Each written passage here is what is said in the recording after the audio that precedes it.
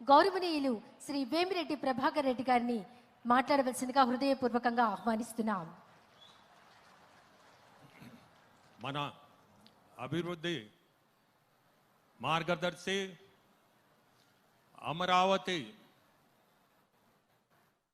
Producer అనాలా? ఎందుకంటే మీ అందరికీ తెలుసు, ఈరోజు చరిత్రాత్మక దినం. ఈరోజు మన ముఖ్యమంత్రులు 28వ తేదీ అసెంబ్లీలో అమరావతి క్యాపిటల్గా పాస్ చేసి ఈరోజు లోక్సభకు పంపడం, ఈరోజు లోక్సభలో బిల్లు పాస్ అవుతుంది. మనందరం ఈరోజు ప్రతి ఒక్కరు కూడా నిలబడి సారికి దండం పెట్టండి. అమరావతి క్యాపిటల్ అనేది ఏర్పడుతుంది. మనకి ముందుకి ఎవరు కూడా భయపడాల్సిన అవసరం లేదు. మనకి ఒక క్యాపిటల్ అనేది ఏర్పడుతుంది. ఈరోజు రాజ్యసభలో కూడా క్లియర్ అవుద్ది. ఈరోజు కాకపోతే రేపు మార్నింగ్ రాజ్యసభలో కూడా క్లియర్ అవుద్ది బిల్లు. సో మనకి ఒక క్యాపిటల్ అనేది మన ముఖ్యమంత్రులు చంద్రబాబు నాయుడు గారు విజనరీతో ఇటువంటి చరిత్రాత్మక డిసిషన్ తీసుకొని అంతా 3 రోజుల్లో జరిపించడం అంటే దేశంలోనే ఇట్లా జరిగి ఉండదు. ఇప్పుడు జరిగిన క్యాపిటల్ అమరావతి గురించి ఈరోజు చెప్పాలంటే పెన్షన్ గురించి ఎన్టీఆర్ భరోసా, ఈ పెన్షన్ అనేది దేశంలోనే ఎక్కడ కూడా 4000 పెన్షన్ ఇచ్చే కార్యక్రమం ఎక్కడా లేదు. మన గవర్నమెంట్ తప్పక, ఆంధ్రప్రదేశ్ గవర్నమెంట్ తప్పక. ఇంతకు ముందు మీరు చూసుంటారు, సంవత్సరానికి 250 లెక్కన 3000కి తీసుకొస్తే ఒకటే పెన్ స్ట్రోక్తో 4000 పెన్షన్ తీసుకుపోయారు. ఈరోజు ప్రతి ఒక్కరికి కూడా 4000 అనేది దాదాపు 64 లక్షల మందికి మన రాష్ట్రంలో ఈరోజు ఈ పెన్షన్ కార్యక్రమం జరుగుతుంది. 2800 కోట్లతో ఈ పెన్షన్ ఆర్థికంగా ఎన్ని ఇబ్బందులున్నా 1వ తేదీ ఆదివారం అయితే ముందు రోజు ఇస్తున్నారు, లేదంటే 1వ తేదీ పెన్షన్ టెన్షన్గా మీ ఇళ్ళకి చేరుతుంది. అటువంటి కార్యక్రమానికి ఈరోజు మన ముఖ్యమంత్రులు వింజమోను, ఉదయగిరి కాన్స్టిట్యున్సీలు వింజమోనికి రావడం చాలా సంతోషం. ఈరోజు చెప్పాలంటే నెల్లూరు జిల్లాలో పెద్ద పరిశ్రమలు రాబోతున్నాయి. బీపీసీఎల్, ఇండోసోల్, కిసాన్ సెస్ 30 సంవత్సరాల నుంచి పక్కన పడి ఉండింది, అది క్లియర్ అయింది. అక్కడ కూడా దాదాపు 7-8 కోట్లతో పరిశ్రమలు ముందు రాబోతున్నాయి. ఉపాధి అనేది స్పెషల్గా ఉదయగిరి నుంచి చూస్తే చాలా మంది వెలసిపోయి ఉన్నారు.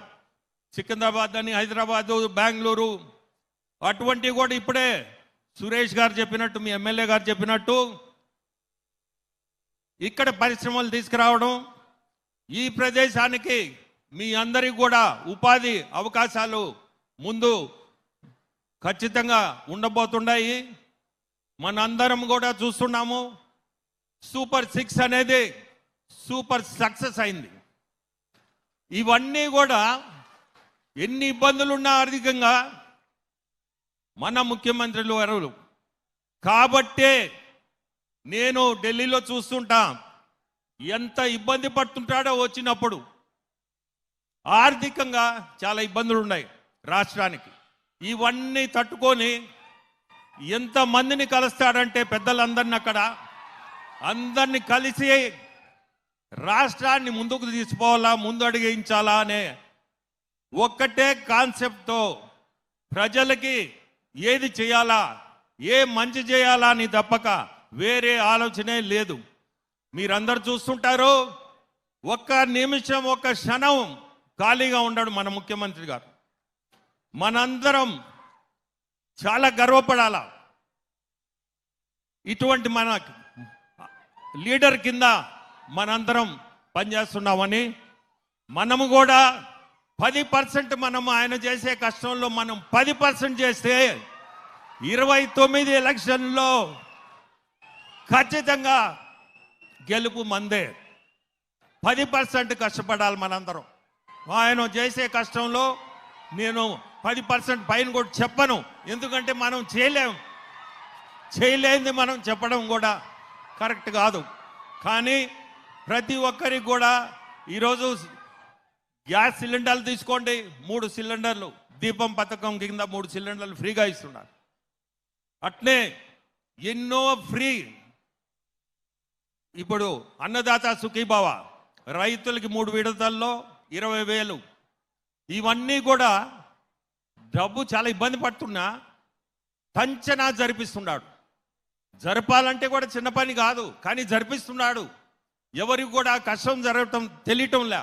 నా అకౌంట్కి డబ్బు వచ్చిందా లేదా అని చూస్తున్నారు, కానీ ఎంత కష్టపడితే ఆ డబ్బు వస్తుంది అనేది ఒక్కసారి మీరు అందరూ కూడా ఆలోచించుకోవాలి.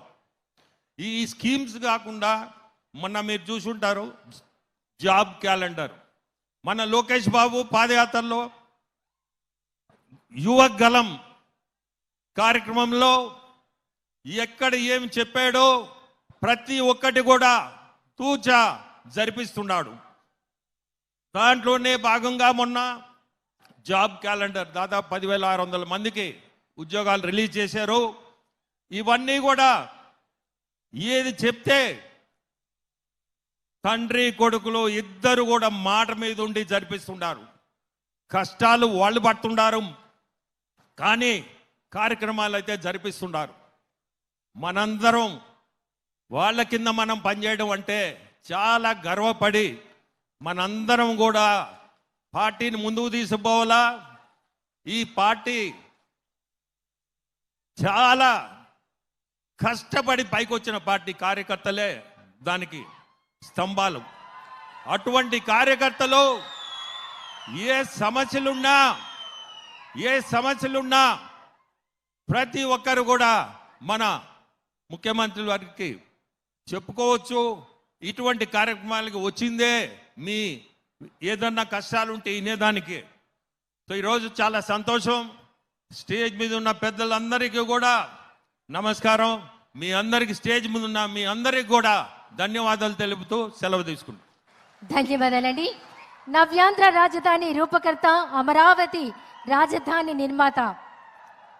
విశ్రాంతి అనే పదం ఆయన డిక్షనరీలో లేదు. అభివృద్ధి అనేది లక్ష్యంగా ముందుకు పెడుతున్నారు. అనుభవం ఉన్న నేత.